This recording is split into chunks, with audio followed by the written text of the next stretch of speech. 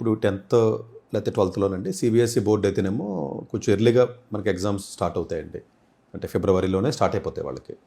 పిల్లలందరికీ కూడా ఇప్పుడు ఎగ్జామినేషన్కి సంబంధించిన టెన్షన్ అనుకోండి, ఫీవర్ అనుకోండి, ఫీర్ అనుకోండి, వాట్ ఎవర్ ఇట్ ఈజ్ నడుస్తుంది.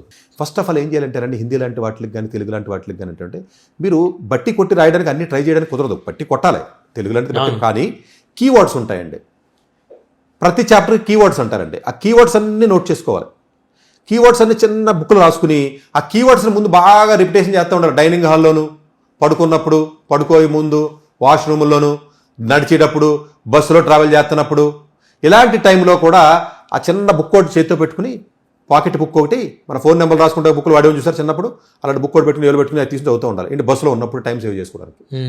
ఆ వర్డ్స్ని ముందు బట్టి కొట్టాలండి, తర్వాత కనెక్ట్ చేద్దాం. మీరు మొత్తం స్టోరీని గుర్తుపెట్టుకోవడానికి ట్రై చేస్తున్నారు కదా, అలా చేయకూడదండి. ఈ హిందీ, తెలుగు లేకపోతే సోషల్ అంటే ఏంటంటే వీళ్ళంత వరకు ఏంటంటే కీవర్డ్స్, టఫ్ వర్డ్స్, ఇంపార్టెంట్ వర్డ్స్ని డివైడ్ చేసి అవన్నీ రాసుకుంటూ రావాలి చాప్టర్ వైజ్. ఫస్ట్ ఆ వర్డ్స్ని బాగా పెట్టచ్చు. జిఆర్ఈ రాసినప్పుడు అలాగే ఇంగ్లీష్ వర్డ్స్ని బట్టి కొడతారో ఇంజనీరింగ్ పిల్లలు, అలాగా అది రాసుకుంటూ వచ్చిన తర్వాత కలపాలట్లని. అప్పుడు ఏం చేయాలి, ఇప్పుడు సోషల్ ఉంది ఫర్ ఎగ్జాంపుల్, అయితే తెలుగే ఉంది, మీకు అర్థం కావట్లేదు, మొత్తం బట్టి కొట్టడానికి ట్రై చేస్తున్నారు చాలామంది పిల్లలు. అసలు బట్టి కొడితే అలా గుర్తుండదండి, బట్టి కొట్టకూడదు, దాన్ని అర్థం చేసుకోవాలి, కానీ గుర్తుండదు. ఓకే, ఒప్పుకుంటాను. ఫస్ట్ అర్థం చేసుకోండి, హిందీని కూడా తెలుగులో మార్పించుకుని అర్థం చేసుకోండి. అర్థం చేసుకున్న తర్వాత వర్డ్స్ పక్కన రాసుకోండి, వర్డ్స్ మీద పట్టు దొరకాలి, అప్పుడు గ్రామర్లోకి రండి.